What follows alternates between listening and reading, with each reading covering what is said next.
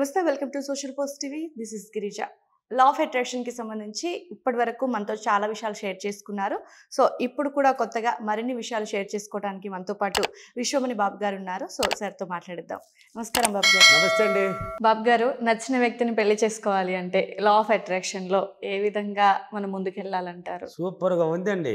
కంటితో చూస్తే ఆకర్షణ శక్తి పెరుగుతుంది, అంతే కదా. ఇప్పుడు మీరు పోతూ ఉంటారండి, ఎందుకు బయట వాళ్ళని ఎగ్జామ్ పోతూ మిమ్మల్ని తీసుకుంటాను యాంకర్. మీరు పోతూ ఉంటారు, ఏదో 10 రోజులు పోతూ వస్తూ ఉండే ఆ దారిలో ఎవడో ఒకటి నీకోసం కనపడిపోయినాడు. ఆహా భలే ఉండాడా, వీడైతే మనకి కరెక్ట్గా హ్యాపీగా మ్యారేజ్కి పనికి వస్తాయి, మ్యారేజ్కి వీడైతే లైఫ్ పార్ట్నర్కి మనకి ఓకే అనేసి మైండ్ అక్కడ చూపిస్తుంది, మైండ్ తెలియజేస్తుంది. ఇదంతా దేంతో చూసావు? కంటితో చూసావు. కంటితో చూడడమే ఇక్కడ ఇష్టపడిపోయింది, ఓకే అనిపించేసింది. అప్పుడు నువ్వు 10 రోజులు కాకపోయినా ఇప్పుడు ఆ దారిని నువ్వు పోయేది వచ్చేది పోతూ ఉంటావు, వస్తూనే ఉంటావు. నీ మనసు అక్కడికి ఆ ఏరియాకి వచ్చేటప్పటికంతా వాడే గుర్తొస్తూ ఉంటాడు. నచ్చిపోయినాడు కదా, వాడే గుర్తొస్తుంటాడు. నిన్నుంటాడు ఎక్కడ కనబడలేదు అట్టా చూస్తావు. ఇప్పుడు రాశారు పాట, చూసి చూడంగానే నచ్చేసేవే, అడిగి అడగకుండా వచ్చేసేవని. ఊరికే రాయలేదండి ఆ పాట. చూసి చూడగానే నచ్చిపోతారు. లా ఆఫ్ అట్రాక్షన్ రూల్ అదే. ఎంతసేపు 24 అవర్స్లో అడిగారు క్వశ్చన్ ఇంతకుముందు, అవసరం లేదు, సెకండ్లో నచ్చిపోతుంది. దీనికంతా మనసు యొక్క కారణం, ఆ మైండ్ ప్రభావం. చూడడం వెంటనే వాడు ఎవడని కూడా తెలియదండి మీకు, వాడు ఎవడని కూడా తెలియదు, నచ్చిపోతుంది. దీనికంతా కారణం ఎవరంటే నీ మైండే. కాబట్టి లా ఆఫ్ అట్రాక్షన్లో కోరిన వ్యక్తితో అంటే ఇష్టపడిన వ్యక్తితో పెళ్లి చేసుకోవాలంటే నువ్వు ఏం చేయాలి? నువ్వు ఏం చేయాలంటే వీలైనంతవరకు ఇన్నాళ్ళు ఎలా ఆలోచించావు అన్నీ పక్కన తీసేయి. ఇప్పుడు ఆలోచించినటువన్నీ ఇంతకుముందు వేరే వాడు ఏమన్నా కనిపించుండొచ్చు, మీ ఇంట్లో వాళ్ళ సంబంధాలు చూసుండొచ్చు, లేక వేరే బంధువులని తీసుకొచ్చి ఈ ఫోటో బాగుంది ఆ ఫోటో బాగుంది అని రకరకాలుగా కొన్ని ఫోటోలు నీ మైండ్లో కూడా ఫిక్స్ అయిపో ఉంటుంది. వాడు బాగలేదు, వీడు కొంచెం పర్లేదు, వీడు కొంచెం బాగున్నాడు అన్నట్టు కూడా అవన్నీ కూడా తీసేయాలి. అన్నిటిని సైడ్ పెట్టాయి. ఇప్పుడు ఏం చేస్తావంటే నీకు నచ్చిన వ్యక్తి ఒకటి ఉంటాడు కదా, వాడు ఫోటో తీసుకో, ఎలాగైనా తీసుకో. ఇప్పుడు ఎందుకు కొడితే వాట్సాప్లో వచ్చేస్తుంది, పెట్టరానైనా నీ ఫోటో అంటే సెకండ్లో వచ్చే, ఇక్కడ అంటే అక్కడ, ఇక్కడ అంటే అక్కడ అంటుంది, అన్నది ఇంకా ఫోటో వచ్చేస్తుంది. ఆ ఫోటోను డైలీ చూడాలి.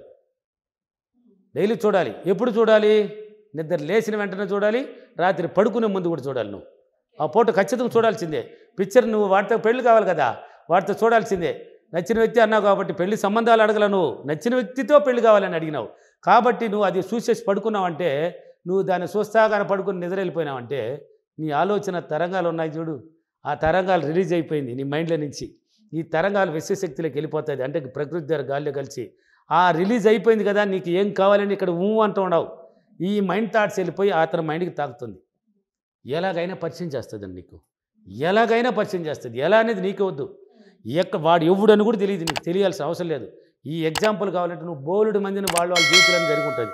ఈ వీడియో వాళ్ళు చూసిన వాళ్ళలో ఎంతోమందికి వాళ్ళ జీవితం నిజ జీవితంలో జరిగి ఉంటుంది. ఇది ఎలాగైనా పరిచయం చేస్తుంది, ఎక్కడ అవసరం లేదండి, ఎలాగైనా వస్తుంది. అతని ఫోన్ ద్వారా ఎలాగైనా నీకు టచ్ అయిపోయి మీరిద్దరు మీట్ అవుతారు. తర్వాత పదే చూడండి, మైండ్లో ఫిక్స్ చేసి పెట్టున్నావు, మైండ్లో ఫిక్స్ చేసేసినావు, అతను చూసినావు డైలీ, అంతే. ఇంక వేరే ఆలోచన ఉండకూడదు.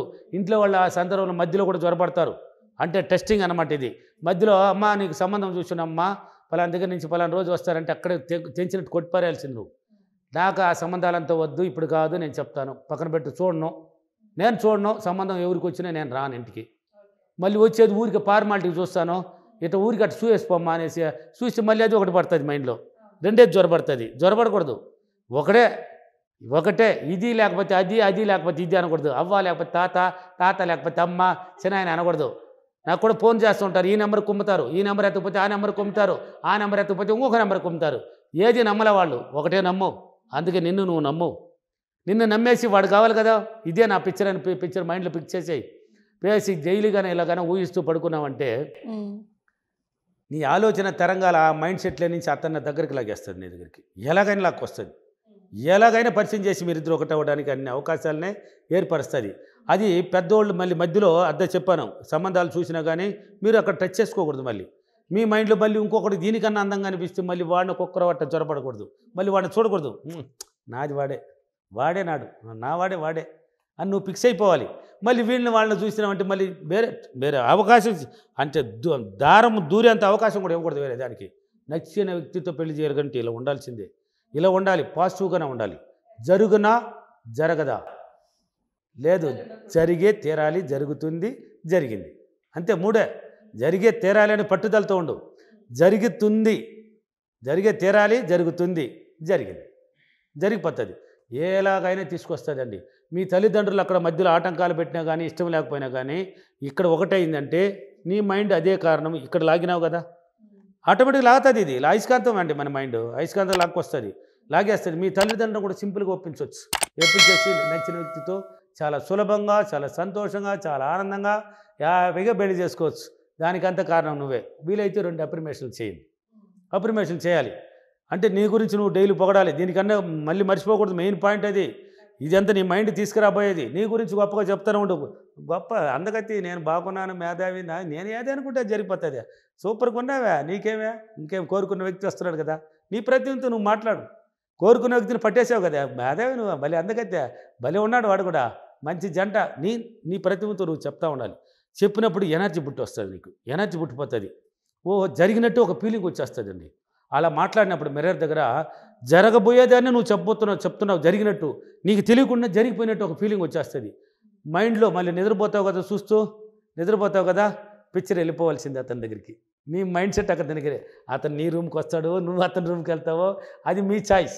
మీరిద్దరూ హ్యాపీగా సినిమాకి వెళ్ళినారా, లేక ఒక టూర్ వెళ్ళినారా, ఇంట్లో మళ్ళీ మధ్యలో అమ్మవాళ్ళు ఉన్నారా, తల్లి తండ్రులు ఉన్నారు, ఇవన్నీ ఏం రాకూడదు పక్కనే. మీరిద్దరూ హ్యాపీగా వెళ్ళాల్సిందే.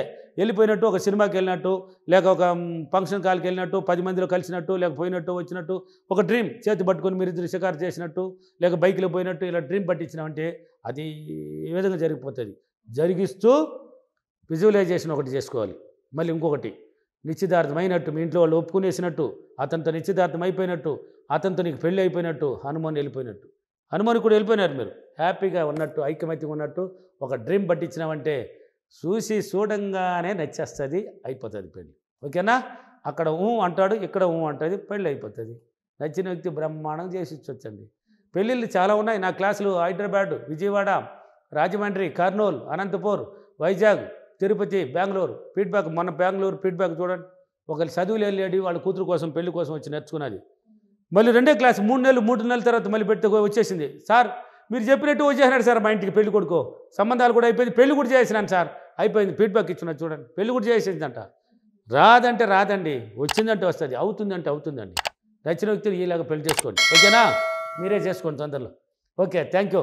ఈరోజు అఫర్మేషన్, నేను చాలా సులభంగా, చాలా సంతోషంగా, చాలా ఆనందంగా నా నచ్చిన వ్యక్తితో హ్యాపీగా సంతోషంగా పెళ్లి చేసుకొని ఆనందంగా ఉన్నందుకు, సుఖంగా ఉన్నందుకు విశ్వానికి చాలా చాలా కృతజ్ఞతలు. Thank you thank you money.